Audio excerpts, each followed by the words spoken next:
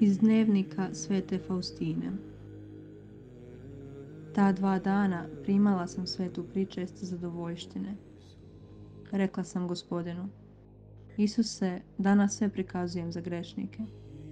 Neka udarci tvoje pravednosti padnu na me, a more milosrđa neka se izlije na bijedne grešnike. I poslušao je Gospodin moje molbe.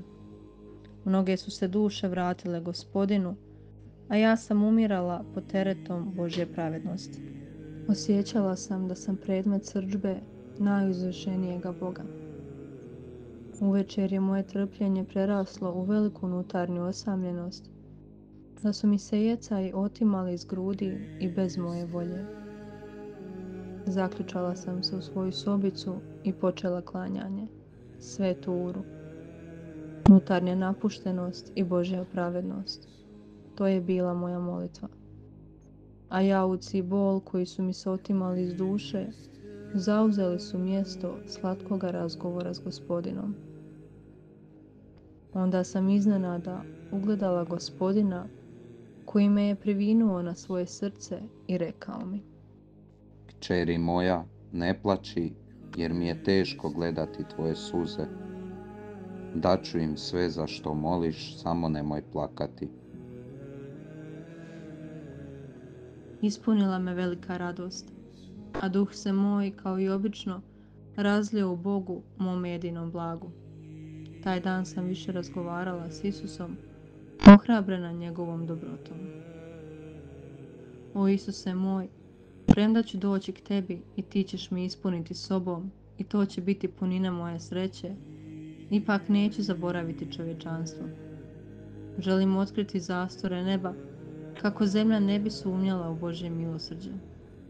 Moj odmor u navještanju tvoga milosrđa.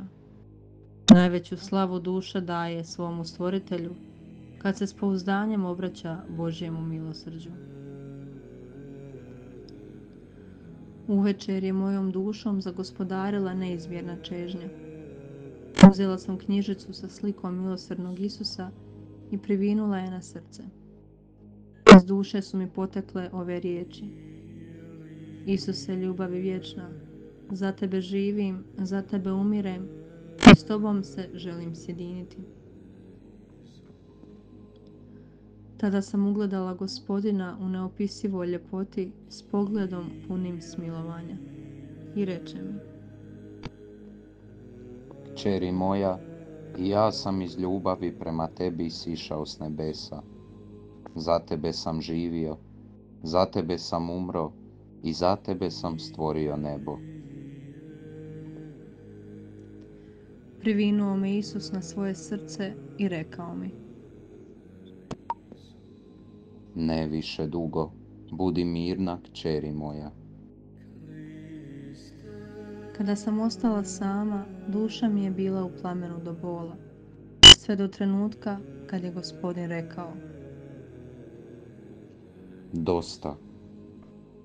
I kad bih živjela 1000 godina, vidim da je to u Božjem svjetlu samo jedan trenutak.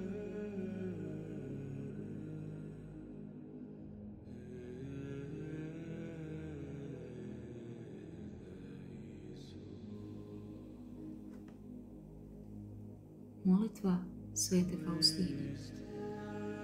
Zdravo, premilosrdno srce Isusovo, živo vrelo svekolikih milosti, jedina zaštito i utočište naše, u tebi nam je nade sjaj. Zdravo, najmilostivije srce moga Boga, neizmjerno živo vrelo ljubavi, iz kojeg izvire život za čovjeka grešnoga i vrelo svekolikih slasti. Zdravo, otvorena rana presvetoga srca, iz kojeg potekuše milosrđa zrake, iz kojeg život crpit nam je dano, posudom pouzdanja samo. Zdravo, neshvatljiva Božja dobroto, neistražena i nedokučiva, puna ljubavi i milosrđa, i vazda sveta, i poput dobre majke k nama prignuta.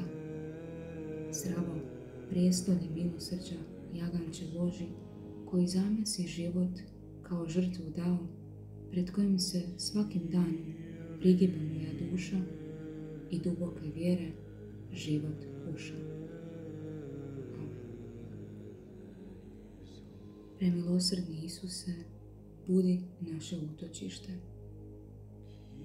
Marijo, naša majko, zagovaraj nas. Sveta Faustino, moli za nas.